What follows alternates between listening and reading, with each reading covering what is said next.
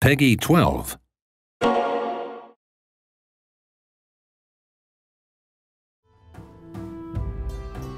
When you build an empire, sometimes you will have to go to war. And when that happens, you want to be the one to lead your troops into battle, very much like Julius Caesar did or Napóleon did. So you can rule that empire, you can decide for your empire, but yet you are the one who will give the orders in the battle.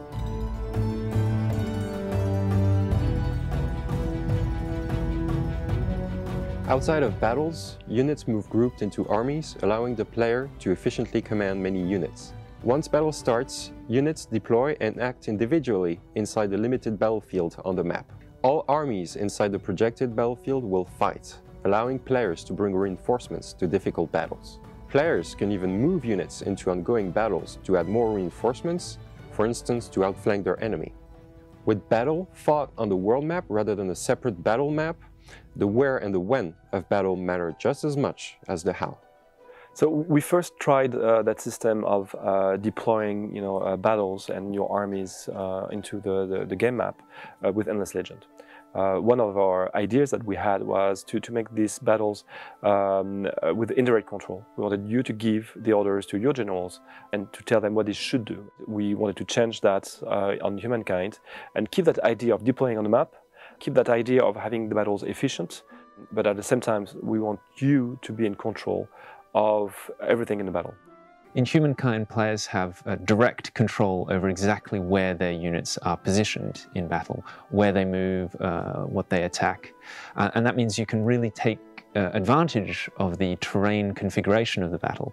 So you can place your archers behind a cliff in order to protect them from melee attackers, or you can put your cavalry in a forest so that they can't be seen. The battle area will be defined based on how the two armies meet initially, and think about where the battle is going to take place, as well as where to position your units once you're in battle. Every unit in Humankind has a class and up to one ability that affect combat.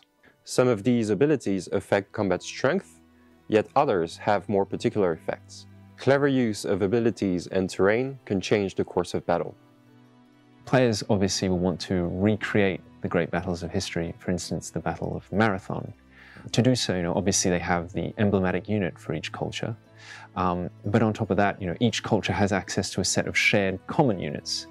The thing is, though, we change the equipment, the armor, for each of these common units based on the culture.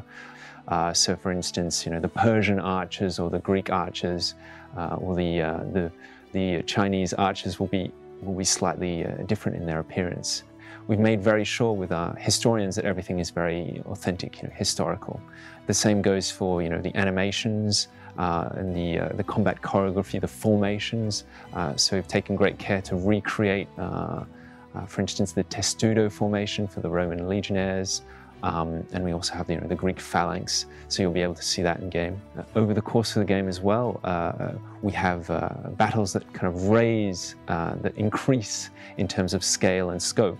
So at the beginning you have sort of a few cavalry, a few archers, a small skirmish, and gradually moving on we introduce units with guns, we introduce sea battles. You can have battles across land and sea, culminating at the end of the game with these great big, continent-spanning battles with artillery support, aircraft, cannons, etc., etc.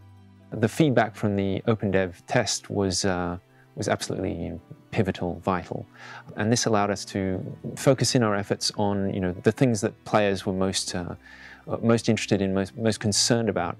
Typically the fluidity, the efficiency of the animations. So we added a few new features like the ability to queue actions, the ability to have multiple actions happening in parallel, as well as various little tweaks here and there, really in order to make the battles as quick, efficient, comprehensible as possible. So we've really managed to improve things thanks to that feedback. In Humankind, possibilities are endless. You can be a warmonger, you can be a person of peace. It will be up to you to decide who you are as a leader. So it will be up to you to ask yourself the questions: as a general, how will I leave my mark on history?